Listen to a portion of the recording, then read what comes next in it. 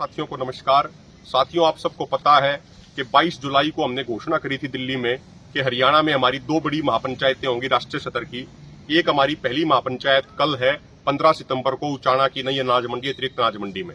उस महापंचायत की तैयारी पूरे जोर शोर से जारी है। तैयारी लगभग पूरी हो चुकी है। हरियाणा के भी तमाम जिलों से, तमाम गाँवों से किसान बड़ी संख्या में आएंगे। पंजाब से भी बड़ी संख्या में आएंगे। पूरे देश भर से आ रहे हैं। आज अचानक से हरियाणा पुलिस की टीम आती है और वो ये नोटिस हमें थमा के जाती हैं कि भाई आप पंचायत नहीं कर सकते, आप अनुमति लीजिए। हमने उनको कहा कि जो ये कोड ऑफ कंडक्ट लगा हुआ है ये राजनेताओं के लिए है जो चुनाव लड़ रहे हैं, ये किसानों के लिए नहीं है। ये मंडी किसानों की है और किसान यहाँ अपनी पंचायत कर सकते हैं। हमारा एक दिन का कार्यक्रम है 10 से लेके 4 बजे तक का। तो आप गैर जरूरी व्यवधान पैदा मत कीजिए, आप ये अव्यवस्था पैदा मत कीजिए।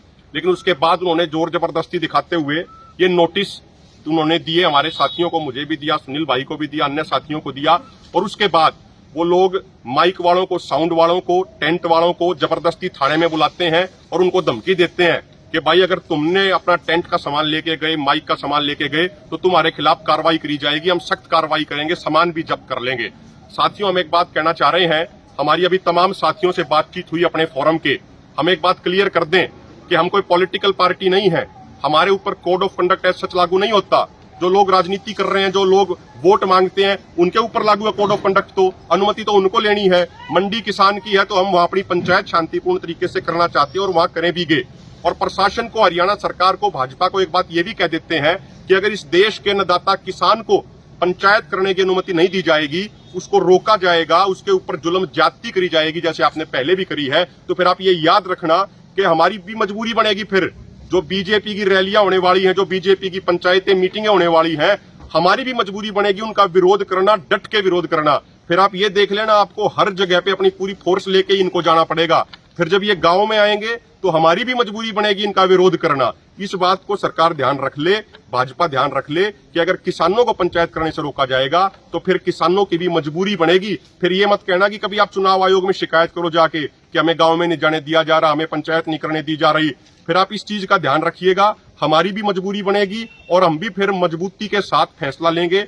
हमने अपने फोरम के तमाम साथियों से बात कर ली है, फोरम के साथियों ने भी ये संदेश डाल दिया है। और मेरी किसान भाइयों से भी हाथ जोड़ के प्रार्थना है कि पहले से भी दुगनी ताकत लगा के आप लोगों को कल 10 बजे उचाना की नई अनाज मंडी, अतिरिक्त अनाज मंडी में पहुंचना है। अपनी गाड़ियों में जो जो आपने साधन कर रखे हैं उन साधनों के साथ आपको आना है।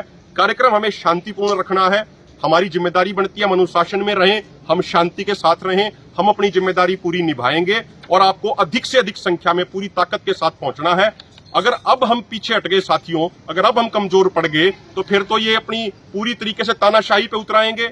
मतलब ये किसानों को पंचायत भी नहीं करने दे रहे, तो इनकी तानाशाही को तोड़ना, इनकी तानाशाही को खत्म करना अभी बहुत जरूरी है। इसलिए मेरी आपसे हाथ जोड़ के प्रार्थना है, कल सारे साथी अधिक से अधिक संख्या में 10 बजे शांतिपूर्ण तरीके से अनुशासन में रह के उचाना की नई अनाज मंडी में पहुंचे। इस तरीके की तानाशाही कतई बर्दाश्त नहीं करी जाएगी।